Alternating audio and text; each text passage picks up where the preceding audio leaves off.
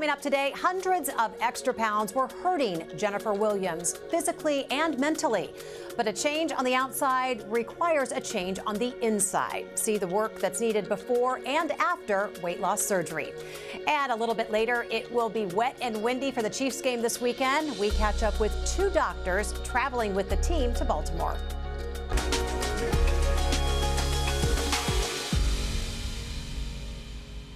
Good morning, I'm Jessica Lovell, and welcome to the Morning Medical Update. Jennifer Williams tried to lose weight, and she did. But the 100 or so pounds that she lost came back. Then she lost it again. Then it came back again. And it continued that way until last year when she decided it was finally time for a permanent change. Janine Kiesling shows us how losing weight off her body also lifted weight off her shoulders.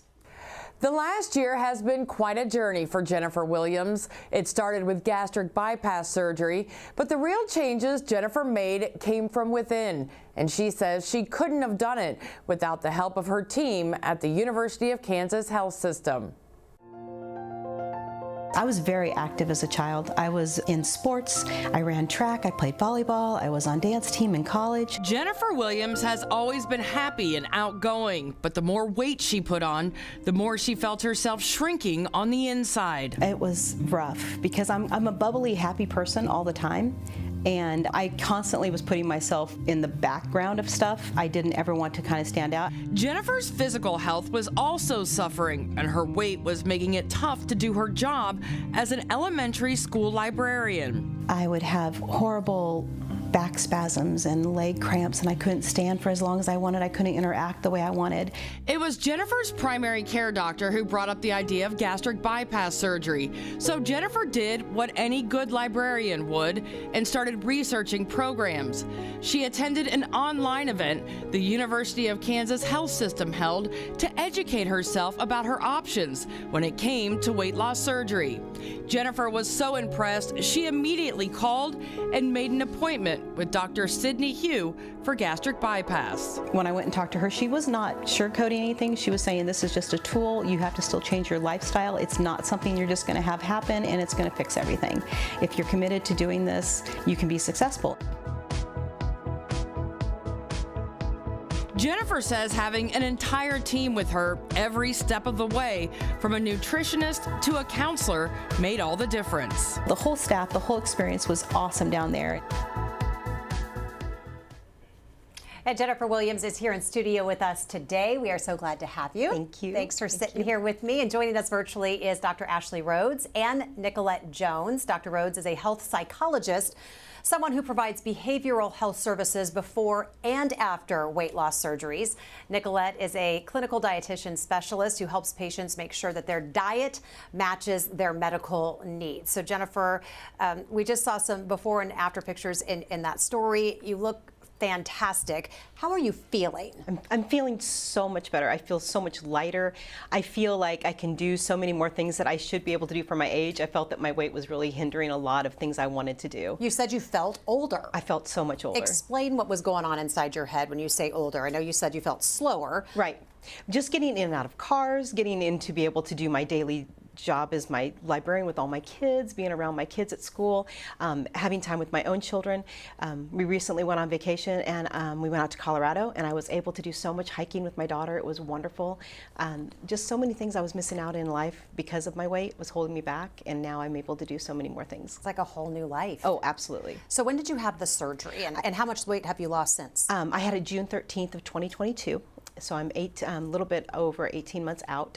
I've lost, from my highest, I've lost 200 pounds. From surgery, I've lost 183. And we were talking before the show, and I mentioned you lost 100 pounds and then you gain it back, 100 pounds and gain it back. What is it like to lose 100 pounds several times in your life? That is a big feat. I think it's very scary, to be quite honest. Now that I'm at this part of my life, I feel like, oh my gosh, am I going to have to gain it back? But the support that I get through Dr. Rhodes and other people has really helped me change that mindset of always being the fearfulness of the gaining the weight back, because it was always a pattern of up and down, up and down, up and down. Well, and to be clear, the up and down wasn't the part that stood out to me. It was just the fact that you were able to do do that several times to lose 100 pounds. That's a lot of hard work. It is a lot of hard hard work. work. That's a big deal. It is a lot of hard work. From my perspective. But we do know that people gain it back. So I want to talk on the physical, and then we'll jump into the mental. But what have been the biggest changes in your physical health since the surgery? You said you're able to travel, but again, as somebody who works in a school and you're running around after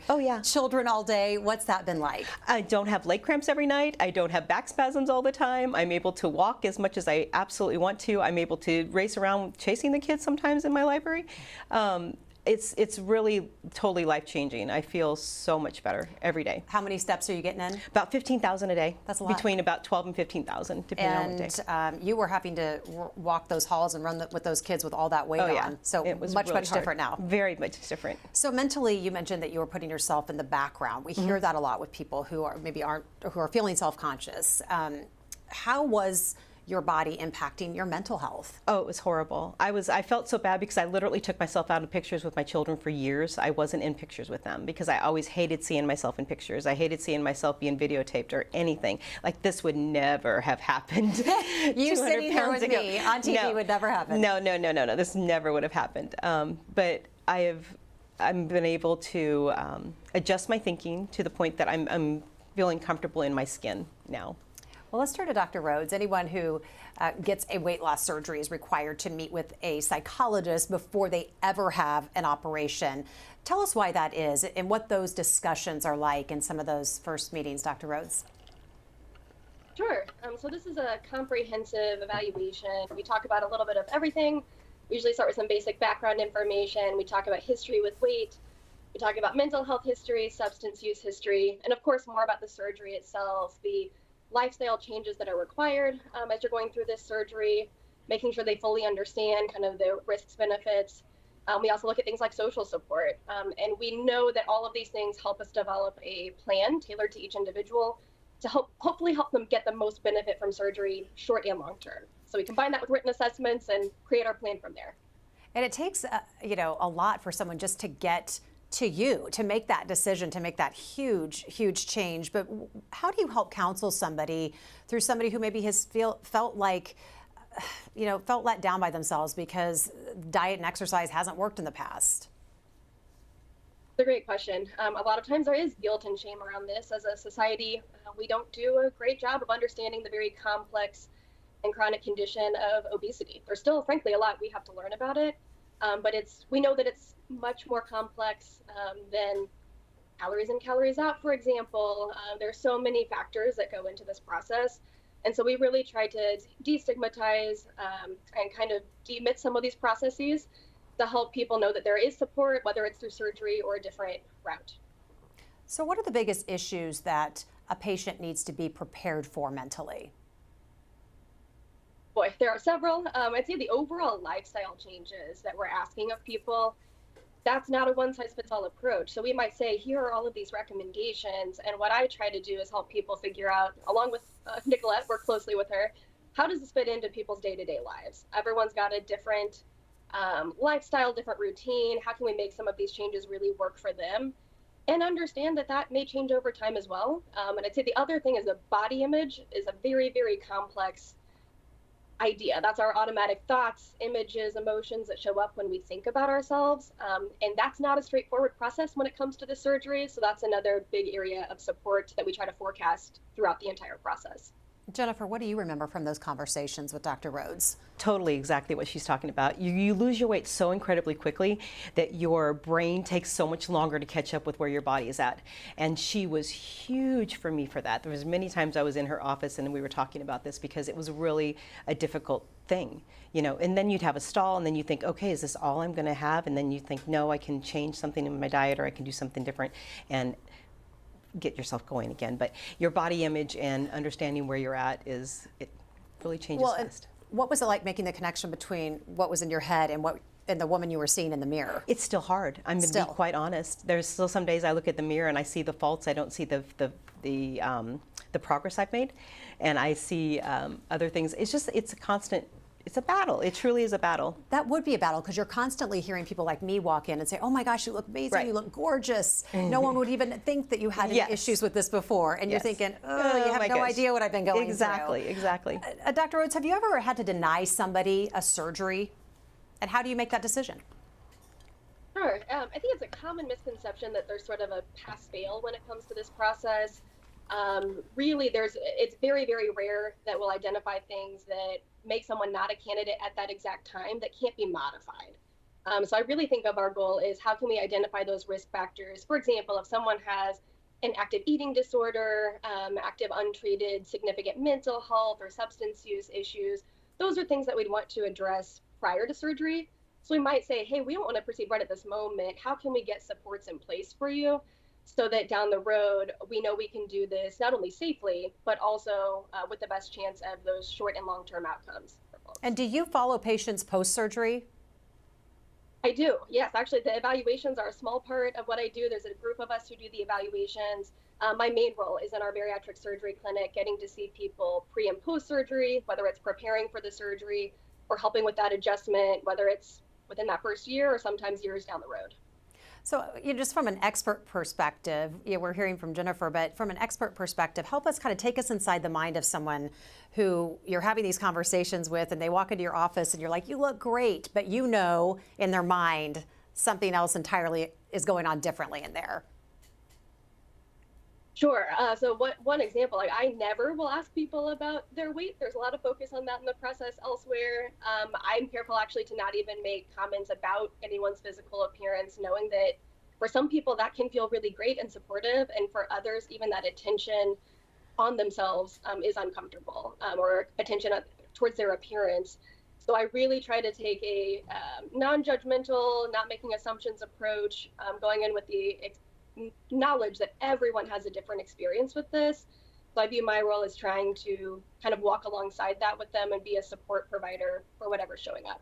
Okay, you just totally stopped me in my tracks because you're saying that when somebody has gone down this journey that it might not be the right thing to say is, oh, you look great. Oh, how much weight have you lost? What are we supposed to ask and what are we supposed to say to someone who has gone through this big change?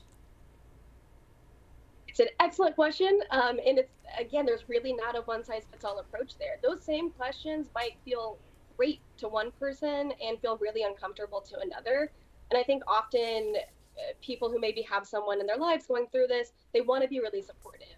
And so if we can acknowledge that sometimes that support may not be the way that that person feels supported, ask, right? Ask that person, what do you want me to say? What feels supportive for you personally? All right, Jennifer, I'm going to ask you then. So do you get tired of people telling you how great you look, or do you want them to ask you, how are you feeling? You know what? I like both, to be quite honest, because I did have some medical issues. You know, I have heart issues, stuff, and the knee issues, my osteoarthritis issues. So how I'm feeling is a good thing, too. But I am proud. I am proud of what I've done so far. You know, the support of my family, the support of my husband and my kids, and I have two very good friends, and I have a great administrator, great staff that I work with at my school. They've all been so supportive, and they're so kind. So having that support and having them even question how I'm doing, or even when I'm having a hard day, you know, I have good friends that check in on me, so that's good. Good, check in on people. So we know when we talk about gastric bypass, something that comes up is the diet changes, the way you eat, how much you eat, when you eat. So you actually let us come into your pantry there at your home. You were making a strawberry protein shake, but tell us, like, what's your daily diet like post-surgery? What kind of challenges has it posed, or has it been kind of a fun challenge? You know, I'm a very regimented kind of person. I am super regimented. So like in the morning after I get up and exercise, I have my shake. And then for lunch, I have my certain thing that I eat. I think what's mostly changed is like when we go out as a family. Luckily, my daughter and I will split an entree, or I order off the children's menu a lot of times too. I focus so much on my protein goals. I track it on my my phone is tracked. Everything that goes in my mouth is tracked on my phone. So I'm very conscientious about what I'm eating and what I'm putting in my body every day. And do you find yourself going back and going, I never would have done this before? No. complete 180. Yeah, it's definitely different. So we're going to talk with your dietitian, Nicolette, but what have you learned from her? What tips have you learned and what's been useful? The protein goals, making sure I keep my protein goals up, because when you hit a stall and you're thinking, oh my gosh, what am I going to do? She just encourages you to do your protein, make sure you're getting your protein goals, make sure you're drinking your water, which I drink. I don't drink any soda. I haven't had soda in 2 years. I drink water all the time. And I think it's just knowing how much your body can take is another thing that you have to learn through this process, like how much food you can intake, because sometimes your mind is still like, oh, wow, I can eat that. No, I can't. So yeah, your brain tells you one thing, your right. stomach tells you something else. Right. And then growing up, always you have to clean your plate. You have to always make sure all your food is gone. Getting over that mindset, too, has been something that's been fun. Yeah, a lot of us grew up that way. So, Nicolette, let's bring you into this conversation. I'm sure you have tips that we can all use. But what's your role? How do you guide patients to stay on course after surgery? Yeah, so I am involved in kind of every step of the process after surgery as they go through a specific diet progression for our center's guidelines, and then kind of navigating, okay, you're back to eating regular meals. What should those look like? And tailoring that to their specific needs, their schedule, their job, and what they tolerate. So there are a lot of different types of foods that may or may not be well tolerated after surgery. And so kind of navigating some texture difficulty, coaching on, obviously getting that protein in, that hydration, and a lot of troubleshooting some, digestive issues that may arise, and also food aversions. Appetite can be, changed after surgery where they may not feel as hungry.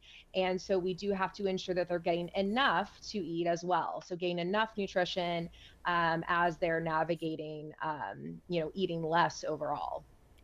What's texture difficulty? Yeah, so some patients with really dry, tough textures will have issues after surgery with those types of foods. And it's something maybe that they haven't thought about prior to surgery. So suddenly they're eating something that, is very common meal, and suddenly it is not going down very well. It is kind of feeling like it's getting stuck. Or they may even have, regurgitation of those bites of food. So it is discussing maybe adding a sauce, cooking it in a different method where you're adding more moisture to those foods, still enjoying them, but creating them in a way that's going to be better tolerated. You're able to chew them down better. And so kind of having that discussion based on any digestive complaints. It's certainly not a one size fits all when it comes to nutrition for someone after a surgery like this. Jennifer mentioned protein as one of her goals. What other goals do you expect to see? What are some of those top goals that you're talking with patients about as far as achieving kind of that ultimate weight loss? Right. So as Jennifer mentioned, we do talk about sugar sweetened beverages and encourage the avoidance of those. Not only from a weight loss perspective, but sugar sweetened beverages can cause digestive irritation and what we call dumping syndrome. And so we, of course, want our patients to feel comfortable and have a good recovery and, kind of journey after surgery. And so avoiding sugar sweetened beverages is huge. And also being conscious of meal timing, mindful eating, and then incorporating, multivitamin supplementation, and of course, exercise. Exercise can't be ignored. Good studies show that, keeping an exercise regimen helps you keep the weight off long term. And so while I am not a personal trainer, that is definitely a conversation that I have with patients, as well as Dr. Rhodes, just kind of incorporating that lifestyle habit within their regimen. Well, Jennifer's getting after it when it comes to exercise. You basically have like a home gym here, right there. I mean, it's right there. You walk in and everything is there, very, very easy. to get to? What's your routine like? 5 o'clock in the morning, I get up, go downstairs, and I work out every day. Girl. It is my happy time now. I never thought that working out would be so much fun and such an integral part of my life now. But if I don't do it, I don't have a good day. I have to get that time in. I think it gives me the endorphins. I feel good. I feel like I've done something good for my body. I feel like any food that I go in is going to nourish what I've done. I'm very cheap, so I actually bought all that stuff off Facebook Marketplace. Good. I love the Marketplace, yes. Because it can be really expensive. Make your own home gym. You do, because I tried the gyms, and I won't say which one I went to, but I did try the gyms, and it wasn't for me. I didn't feel comfortable there. And so my husband's uberly supportive, and so we went to all different places in Kansas City and picked up fitness equipment. And I have my basement that used to be my family room is now my gym, and I love it, and it's really my happy place. Like, I do it every day. And when I don't do it, I feel bad. So love that. Love that. Yeah. Good discipline. So Jennifer, what do you think would have happened had you not have had the support of experts like Dr. Rhodes, Nicolette? It kind of takes a village when somebody's going down a big path like this. 100%. I feel, because I did a lot of research on the program, I did a huge research, and I realized that the process is not just the surgery, it's the whole lifestyle that you're going to have, and it's going to be a challenge. This is not a quick fix. This is not just have the surgery and magically you're going to be thin and happy. There's so many changes that happen. There's so many changes, and the entire team from Dr. Hugh to Dr. Rhodes and Nicolette, it was just been huge. And I'm so thankful that I chose KU for my weight loss surgery. So are we. Be sure to ask your questions. Use the chat on YouTube or Facebook. You can tweet us or email the Medical News Network. Information is right there on your screen. Let's get a Friday COVID count from Dr. Dana Hawkinson, Medical Director of Infection Prevention and Control. Good morning. How are you? Hi, good. I'm glad it's Friday. I know. Right now, again, we have a less amount of active COVID patients, 16 again from more of a peak of the low 30s a couple weeks ago. I think this is all a good trend. What we've seen from the CDC data and our data here is that the numbers of active inpatients are decreasing, as well as the number of overall testing and positive tests are decreasing, not only for COVID, but of course for influenza and RSV as well. So ever since the very first COVID vaccines came out, some vaccine skeptics, they were concerned about side effects like blood clots. But Hawk, there's a new study out that's proving the vaccine actually helped reduce the risk of blood clots. So who is that study focused on? Yeah, I think it's important to remember, we know that COVID-19 alone can cause an increased risk of you getting blood clots. So blood clots in your legs, blood clots in your lungs, but also other thromboembolic events such as stroke and heart attack. So we know COVID-19 does that as well. We know that there was that issue with the Johnson & Johnson vaccine that seemed to cause some blood clots in a very rare instances in people, blood clots in their skull. So acting and understanding that, again, we know that COVID-19, the disease, makes you already at risk for blood clots. What this study did was go off of previous studies, which did show actually that the vaccines did help reduce your risk of blood clots. So we know that as well. That is already established. This study was a retrospective study of two different cohorts, two different groups. It was published in the CDC's MMWR. And what it showed was that those people that received a bivalent booster, as compared to the people that had just received the monovalent original vaccines, did have about a 50% decrease risk of blood clots even then. So these are people that are already getting the vaccine. They are higher risk because they are end-stage renal disease, so they are getting dialysis. So they are at higher risk of complications anyways. But what they showed was that those people that did get that bivalent booster, as opposed to people who had just gotten the original monovalent vaccines, even with that, and especially with that receipt of that bivalent booster, did have about a 50% chance less of developing blood clots as well. So again, overall, I think that's good news. This is further evidence that these vaccines are safe and effective and can further help reduce the risk of COVID-19 side effects or problems such as blood clots. All right, Hawk, thanks so much. Yeah. Let's get to some questions from our viewers today. Nicolette, what's the difference between a dietitian and a nutritionist? Great question. So a dietitian is really going to be someone who's licensed to, provide medical nutrition education and medical nutrition therapy. We are kind of held to a standard to ensure that we are, staying updated on evidence-based data for nutrition. With a nutritionist, there is less of a requirement for them to have a certain level of education.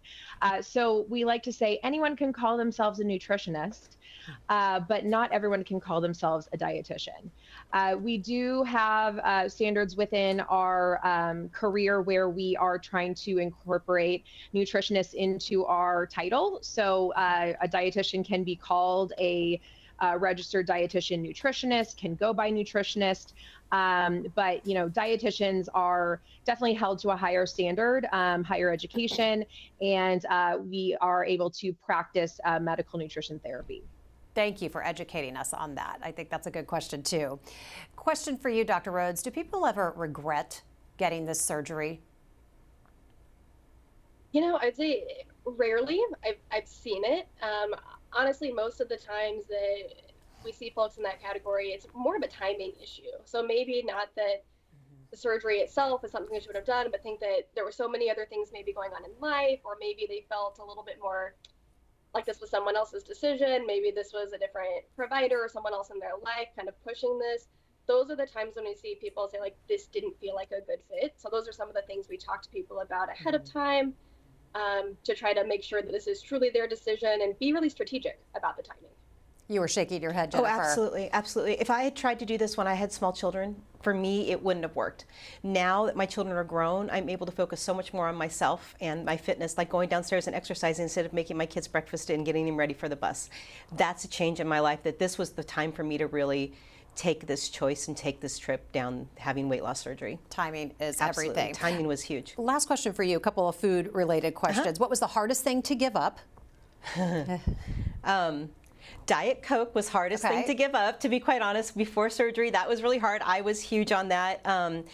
I've made modifications though, because I have a Ninja Creamy, so I'm able to make ice cream out of my weight loss shakes or other stuff. So I've modified some things, so I haven't really given up certain things. I've just made them healthier and modified them so I can still have some things in my life. So you're not missing some of those things. I like that. That's a good tip. Anything you can't tolerate anymore? No, I've gotten pretty good. At the beginning, I couldn't tolerate meat very well, but now I can pretty much eat everything. I just eat slower and I eat a lot smaller portions. Great conversation today. I want to get our takeaways. Nicolette, I'll start with you. What do you want people to take away? Bariatric surgery is, not a magic wand. And there is definitely some habits that you can't go through this surgery and into that lifestyle and continue to, kind of go along thinking that you don't have to change much.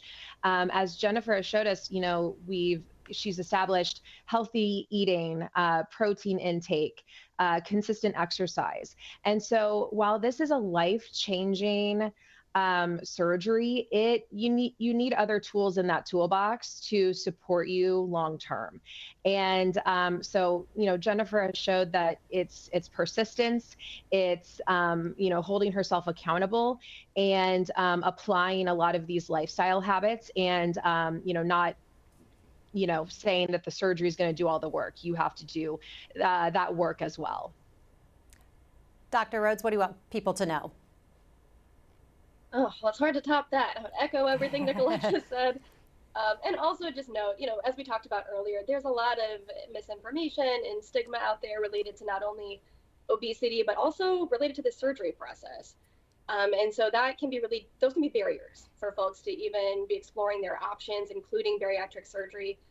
So I would just say, if this is something you're interested in, we encourage you to come in with an open mind and just know that there are supports to help you kind of short and long term, no matter what. And we want to be a part of that process. And we hope that people have the experience that Jennifer has had. But what a beautiful example. Thank you, ladies, for both being with us today. Jennifer, I'll let you wrap us up. What's the big takeaway from your story? The big takeaway is don't be scared. Reach out, do your research, know that it's a lifestyle change, and just reach out to KU. They're a great program, and I highly recommend everyone here. Thank you for that. And thank you for being with us today and sharing your story. We appreciate you. Well, thank you to all of our viewers as well for being with us today. As we head into the weekend, we say good luck to the Chiefs, as well as our doctors traveling to Baltimore for the Sunday's AFC Championship game. The forecast looks windy and wet, but relatively warm. Temperatures in the mid-40s, so much, much nicer than the weather we saw a couple weeks ago. We caught up with two of our sports medicine physicians while they were in between patients and asked them to look ahead to this weekend's matchup.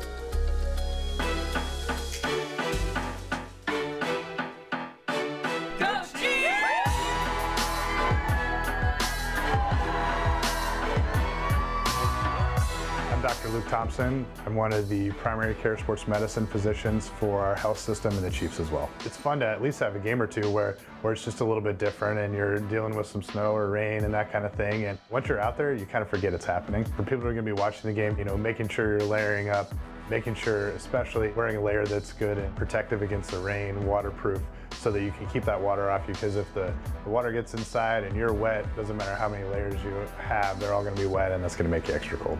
I'm Dr. J.P. Darsh. I'm a sports medicine physician for the health system, and I'm also a team physician for the Kansas City Chiefs. Touchdown, Kansas City! I think pretty much every single player would rather play in a warmer, 70s to 80s is usually probably the most comfortable. These guys are professionals, and that's what they do. I don't think they overly stress about it. They just figure it out. They've been through it many times before. The biggest thing is handling the ball. So anybody that, the center, the quarterback, receivers, handling the ball always makes it. The ball looks different. It feels different, especially in the really bad cold. Anytime you get to the AFC Championship, you feel pretty good about your accomplishments. Certainly not done, but I think they can look forward to a really good matchup between two really good teams, probably the two best teams in the AFC right now.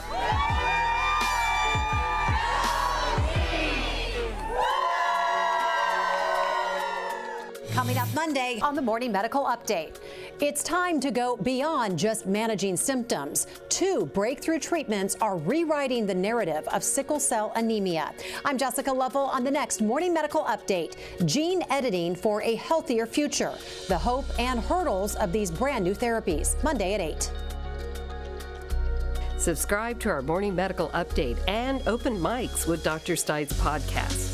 Now, everywhere podcasts are available.